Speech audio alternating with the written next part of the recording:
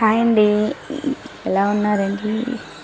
అయితే బాగున్నాను, మీరు కూడా బాగుండాలని చెప్పేసి కోరుకుంటున్నాను. ఇవాళ నా వీడియో వచ్చేసి అయితే కాకరకాయ ఫ్రై అండి.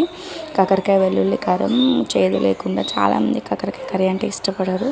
బట్ ఈ స్టైల్లో చేస్తే మాత్రం చేదు అనేది ఉండదు అండ్ టేస్ట్ బాగుంటుంది.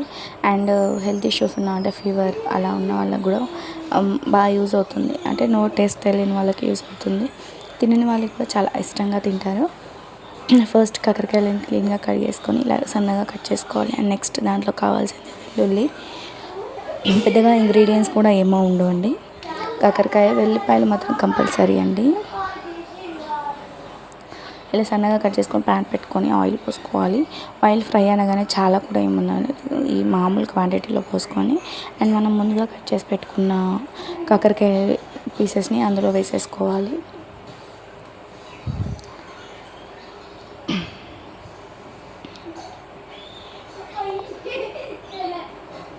ఆయిల్లో వేసుకున్న తర్వాత అందులో కొంచెం సాల్ట్, ఏంటంటే చేదు అనేది పోవడం కోసము సాల్ట్ అండ్ కొద్దిగా పసుపు యాడ్ చేసుకోవాలి.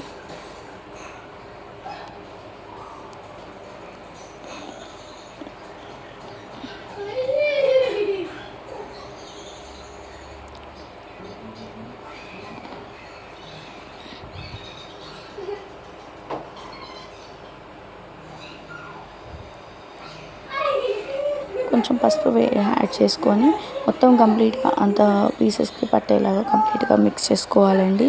ఏంటంటే కాకరకాయలు ఆయిల్లో వేయగానే ఫస్ట్ పసుపు ఉప్పు వేయడం వల్ల దాంట్లో ఉన్న చేదు అనేది తొందరగా పోతుంది. వాటర్ క్వాంటిటీ అనేది వచ్చేసి దానివల్ల చేదు అనేది తొందరగా పోతుంది అండ్ తొందరగా ఫ్రై అవుతుందండి ఇలా చేయడం వల్ల. అండ్ మూత పెట్టేసుకొని కొంచెం కంప్లీట్గా ఫ్రై అయ్యేంత వరకు. అండ్ నెక్స్ట్ ఒక మిక్సీ జార్ తీసుకొని అందులో వెల్లుల్లి మనం తీసి పెట్టుకున్న వెల్లుల్లిపాయలు అండ్ అందులో కొద్దిగా జీలకర్ర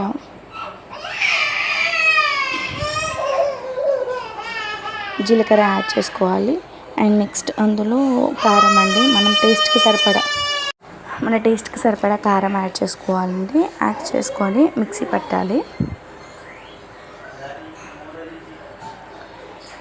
ఎందుకంటే ఒకరు కొంచెం స్పైసీనెస్ అనేది తక్కువ తింటారు, ఎక్కువ తింటారు కాబట్టి మనం టేస్ట్కి మనమైనా ఎంతకలైతే తినగలుగుతామో అంత మాత్రమే వేసుకొని మిక్సీ పెట్టేసుకోవాలి. ఎల్లిపాయలను దంచి వేసుకోవడం కంటే ఇలా వేసుకుంటే దాని టేస్ట్ అనేది కూడా చాలా బాగుంటుంది. అండ్ కర్రీస్ని నచ్చని కాకరకాయ అంటే ఇష్టం లేని వాళ్ళు కూడా చాలా కొంచెం ఇష్టంగా తినేలా ఉంటుందండి. ఇలా మొత్తం ఫ్రై అయ్యేలా చేసుకోవాలి.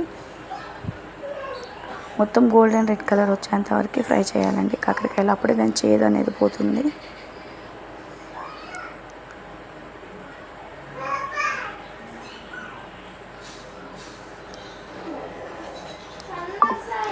మొత్తం మిక్స్ చేసుకుంటూ ఉండాలి, ఎందుకంటే అలానే పెట్టేస్తే కూడా మాడిపోతుంది. సో కాబట్టి కంప్లీట్గా ఫ్రై అయ్యేంత వరకు ఇలా మూత పెట్టేసుకుంటూ అండ్ కంప్లీట్గా ఫ్రై చేసుకోవాలి. మనం ముందుగా మిక్స్ చేసుకుని ఇలా బౌల్లో తీసుకొని పక్కన పెట్టుకోవాలి.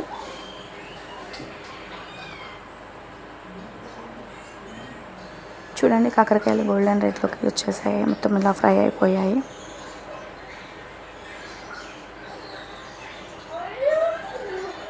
కలిపేసుకుంటూ ఉండాలండి. ఉండలేకపోతే మాడిపోతుంది. టేస్ట్ అనేది కూడా, దాని ఫ్లేవర్ అనేది కూడా పోతుంది.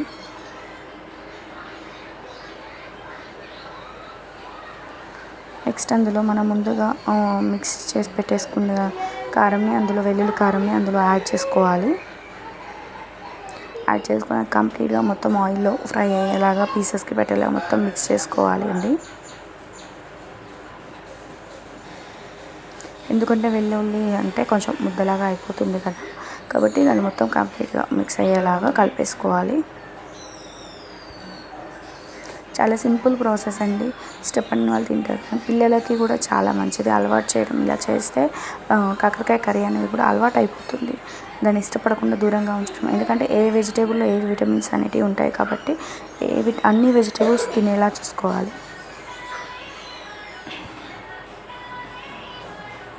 అండ్ హెల్త్ ఇష్యూస్ ఉన్న వాళ్ళకి కూడా బెస్ట్ కర్రీ. వీడియో మీకు నచ్చినట్లయితే లైక్ చేయండి, షేర్ చేయండి. Thank you.